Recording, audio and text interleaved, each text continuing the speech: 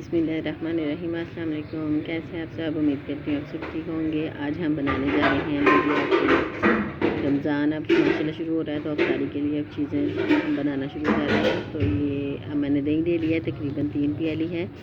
और बाकी मैंने जो चीज़ें हैं वो बॉईल कर ली हैं, जिसमें चने हैं, आलू हैं और लोबिया ये 1 प्याली है, और बंद गोभी और प्याज और ये सब्ज़ मिर्च और चाट मसाला ये और टमाटर। तो चलिए अब हम इसको बनाना स्टार्ट करते हैं।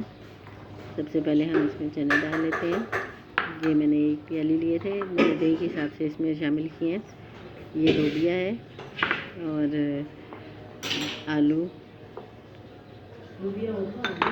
और ये सारी चीज़ें हम इसमें शामिल कर लेते हैं।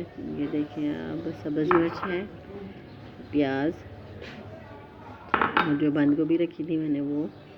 इसमें हम चटनी का गूदा भी डाल सकते हैं, चटनी का पल्प जो होता है। चाट मसाला मैं तीखा इस्तेमाल करूँगी, इसमें थोड़ा सा तीखा अच्छे लगते हैं। और ये टमाटर। तो अब हम इसको अच्छी तरह मिक्स कर लेते हैं।